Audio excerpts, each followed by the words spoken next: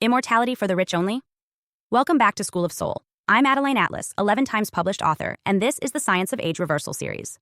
Let's stop pretending everyone will get access to the fountain of youth. Behind the polished optimism of longevity, science lies a harder truth, one that most institutions are too polite to say out loud. The future of immortality might not be for everyone. In fact, it might be reserved for the top 1%. Not because the science is biased, but because the system is. And unless something radically shifts, age reversal could become the most expensive, most exclusive service humanity has ever created. Not a cure for all, but a crown for the elite. Start with the numbers. Right now, the most advanced anti-aging treatments cost thousands, if not millions, of dollars per year. Stem cell injections? Upwards of $25,000 per round. Gene therapies? Easily $500,000 to $1 million per dose. Whole body MRI scanning and full genomic sequencing for early disease detection. You're looking at $10,000, $30,000 annually, just to monitor your health at the cellular level. Most people don't even have access to basic healthcare. Meanwhile, the elite are ordering biological age reports like they're checking their horoscope. And the gap is widening.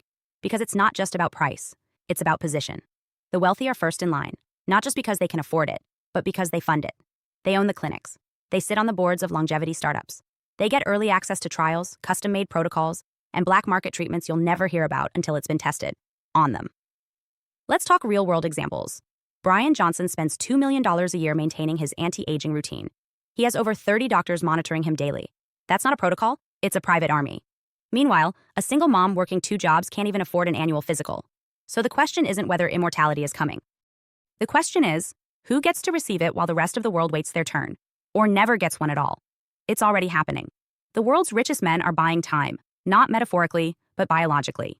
They're funding age reversal labs, cryonics facilities, custom gene editing programs, and plasma transfusion clinics that don't accept insurance, only wealth. You won't find a Groupon for telomerase therapy. You won't walk into a strip mall and get your methylation profile optimized. These treatments are in gated labs, behind NDAs, accessible only by invitation. And that creates a new kind of class divide, biological inequality. Because when your wealth can literally buy more years, more health, more energy, you're not just ahead in life, you're ahead in time. That's more time to build empires, more time to influence elections, more time to protect your legacy. And as the rich grow older without decline, they become not just wealthier, but unbreakable. Now imagine the implications. Immortality won't just extend life, it will entrench power. Billionaires won't hand down their companies to the next generation. They'll remain in control. Permanent CEOs, endless senators, royal families with no expiration date. We'll no longer see the natural turnover that allows new voices to rise. The ladder won't just be hard to climb. It'll be sealed shut. And this isn't paranoia. It's logic.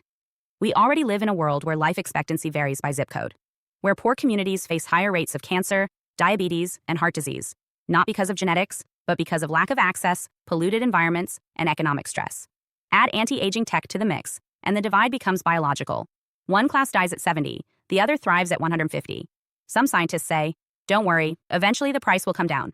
That's the tech trickle-down myth, but let's be honest, the rich don't want everyone to have access. Because the fewer people who reach 100 plus, the more power those who do retain. Longevity becomes leverage. Immortality becomes the ultimate currency. And the dark irony?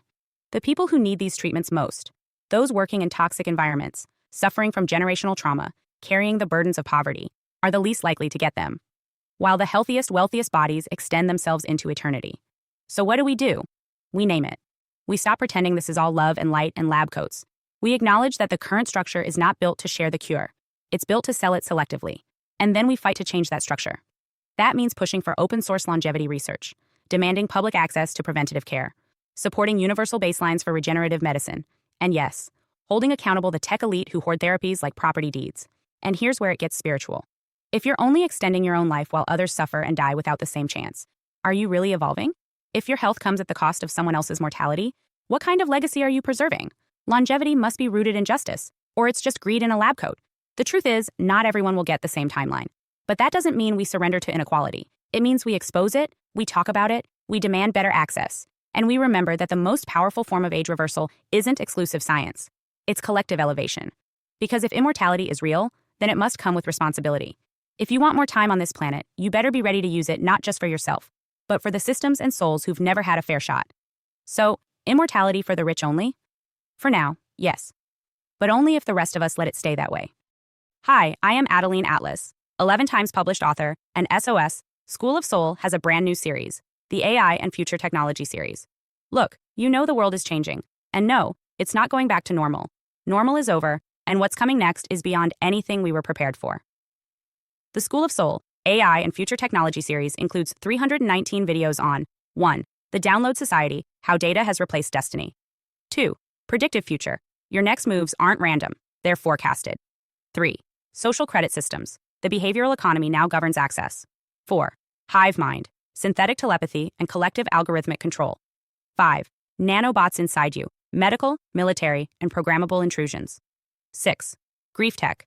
AI-fueled digital resurrection and simulated comfort. 7. Uploading your mind, consciousness transfer, and data-based identity. 8. Deep fakes plus AI clones. The replication of reality and identity theft. 9. Quantum humans. The merger of biology with quantum systems. 10. Digital afterlife, where your data goes when you die. 11. Resurrection science, reviving life through synthetic methods. 12. Immortal science, the end of death as we know it. 13. Longevity science, gene editing, anti-aging, and bio-upgrades. 14. Designer babies, engineered perfection before birth. 15. Artificial wombs, birth decoupled from the female body. 16. 3D printing, printing organs, limbs, and even humans. 17. The humanoid era, the rise of synthetic beings among us. 18. Legacy humans, the slow phase-out of unmodified analog people. 19. Smart cities, algorithmic environments that watch and decide. 20. Cloud-based societies, citizenship without borders or bodies. 21. Hackable humans, emotion, memory, and behavior under code. 22. Biometric scanning, your body is your password and your prison. 23. Sex tech, intimacy reprogrammed by machines. 24. Extinction of gender, fluidity, deletion, and design of identity. Every topic is fully explored with real-world technologies, patents, case studies, ethical analysis, and future forecasts. These aren't someday discussions. This is already happening. Join the SOS School of Soul Vault to overstand the future before it's implemented on you.